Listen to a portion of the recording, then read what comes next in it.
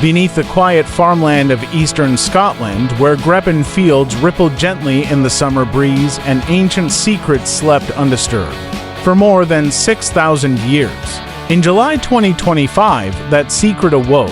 Archaeologists, conducting what they thought would be a routine survey, stumbled upon something so extraordinary, so unexpected, that it is now rewriting everything we thought we knew about the dawn of civilization in Britain. This wasn't just a discovery, it was a revelation. Stay with us as we peel back the layers of time, uncovering the mystery of Carnausti's forgotten timber hall, a structure older than Stonehenge and perhaps far more significant. The discovery beneath the fields, it began like so many archaeological stories do, with nothing but quiet farmland. In the rolling countryside near Carnoustie and Angus, Scotland, a small team of researchers walked across open fields scheduled for future development. To the untrained eye, there was nothing remarkable here, just grass, dirt, and sky. But when their ground-penetrating radar swept across the surface, it revealed something different. Beneath the soil, shadows of symmetry, unnatural, geometric patterns that nature alone could never have made. Encouraged, the team dug a narrow trench, then another, and another. Gentle brush scraping soil. What emerged from the earth silenced the entire team. Massive oak beams, preserved for millennia under layers of Scottish soil, surfaced in the light of day for the first time in 6,000 years. Dr. Susan McKay, one of the lead archaeologists, later recalled, "When we uncovered that first timber beam, no one spoke. It hit us the magnitude of what we were touching, something no human had seen since the Neolithic age." What began as curiosity quickly transformed into awe. Experts from across Britain rushed to the site, eager to witness what would soon be recognized as the largest and oldest Neolithic timber structure ever found in the United Kingdom. Uncovering the hall, as excavation expanded, the true scale of the structure came into view. A rectangular hall nearly 35 meters long and 9 meters wide, the size of a modern tennis court, stood outlined in the soil. Each post was deliberate, measured, and symmetrical, proof of an astonishing level of planning and skill. Some oak posts still stood upright, others lay collapsed where they'd fallen over the centuries, but all spoke of the craftsmanship of a people we had long underestimated. Tool marks etched by simple stone axes revealed the painstaking labor it took to fell and shape each massive tree. These were not random efforts, this was organized construction, done with care and purpose. Inside the hall, traces of communal hearths lined the center, blackened soil and soot-stained stones marking where fires once roared, illuminating the faces of those who gathered here. Pottery fragments, animal bones, and scorched grain hinted at feasts, great gatherings where entire communities came together. Even subtle architectural details spoke volumes. Stone paving at entrances, suggesting ritual importance. Shallow grooves in the soil, hinting at internal partitions, perhaps rooms for meetings, storage, or sacred ceremonies. Standing there today, archaeologists describe a vision almost cinematic. Towering oak posts, a great roof overhead, and crowds gathering by firelight as flames danced across the polished wood. Life in the Neolithic world. To understand this hall, we must first step back into the world of 4000 BC. At this time, Britain was undergoing a transformation. For thousands of years, small nomadic groups of hunter-gatherers roamed the land, chasing herds, foraging berries, and living wherever the seasons took them. But by the early Neolithic period, farming had arrived. Communities began cultivating barley and wheat, raising cattle, and settling near fertile fields and fresh water. With agriculture came stability, and with stability, growth.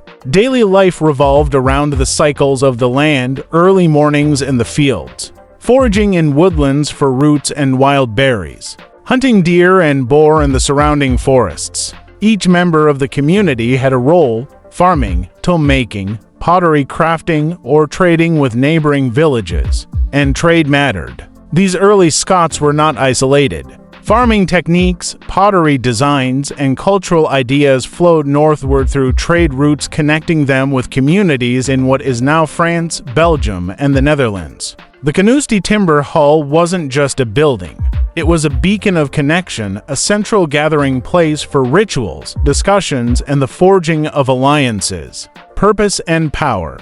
But here's the question that keeps experts awake at night. Why was it built? Excavations unearthed thousands of animal bones scattered throughout the site. Far from random, these remains told a story, one of massive feasts where entire communities gathered, roasting cattle and pigs over roaring fires. Imagine it: music, laughter, smoke curling toward the rafters, people sharing food and stories in a space designed to unite them. The evidence paints this hall as the heart of communal life, not just for meals, but perhaps for governance and ritual.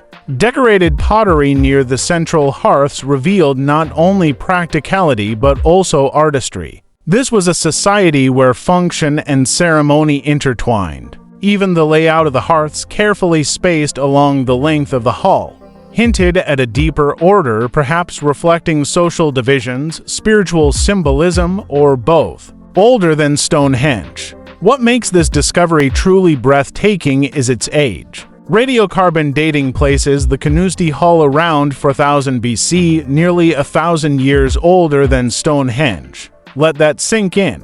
Long before the massive stones of Salisbury Plain were dragged and arranged with astronomical precision, the people of Canusti were already building monumental structures with nothing more than stone. With nothing more than stone tools, teamwork, and vision. Across northern Europe, similar timber halls have been unearthed in Germany, Denmark, and beyond, revealing a vast network of shared traditions and cultural sophistication. Why, then, have so few timber halls been found in Britain? The answer is simple: wood decays. Unlike stone monuments, these timber structures vanish beneath the earth over time, leaving only the faintest echoes for technology to uncover. Technology unlocks the past: sound cue, faint electronic hum, map graphics overlay. The Canusti discovery is just the beginning. With tools like LiDAR laser scanning technology that peers beneath forests and fields, archaeologists are rewriting history. LiDAR can cut through vegetation, revealing long-buried structures with astonishing accuracy. Already, surveys across Scotland have uncovered signs of hidden settlements, ancient enclosures, and possible ceremonial centers waiting silently beneath the soil.